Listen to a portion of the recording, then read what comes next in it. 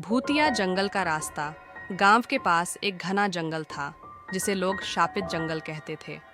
वहां रात के समय जाने की सख्त मनाही थी। कहते थे कि जो भी उस जंगल के रास्ते से गुजरेगा वह कभी वापस नहीं आएगा।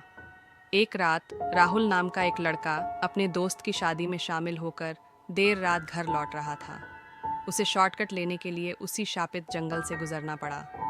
उसने सुनी सुनाई बातों पर यकीन नहीं किया और हिम्मत करके जंगल में कदम रख दिया। जंगल में घुसते ही हवा का रुख बदल गया। पेड़ों की शाखाएं अजीब अजीब आवाजें करने लगीं। राहुल ने इसे अपनी कल्पना समझा और तेज चलने लगा।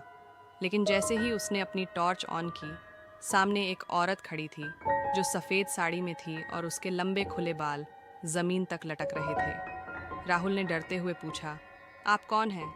उस औरत ने धीमी आवाज में कहा, मुझे घर तक छोड़ दो। राहुल ने बिना कुछ सोचे समझे उसे बाइक पर बिठा लिया। रास्ते भर वह औरत बिल्कुल चुप रही, लेकिन जैसे ही राहुल ने जंगल से बाहर निकलने की कोशिश की, उसकी बाइक बंद हो गई। राहुल ने घबराकर पलटकर देखा तो वह औरत गायब हो चुकी थी। अचानक उसी जगह पर कई परछाइयां उभरने लगीं। वे सभी परछाइयां राहुल को घेरने लगीं। उनकी आंखों से खून जैसा कुछ बह रहा था। उनमें से एक आवाज आई, तुमने हमारी शांति भंग की है, अब तुम भी यहीं रहोगे। राहुल की चीख जंगल में गूंजने लगी। अगले दिन गांव वालों को उसकी बाइक जंगल के पास पड़ी मिली, लेकिन राहुल का कोई पता नहीं चला। कहते हैं कि उस रात से जंगल में एक और परछाई दिखाई देती है जो हर गुजरने वाले से मदद मांगती है, लेकिन जिसने भी उसकी मदद की वह कभी वापस नहीं आया।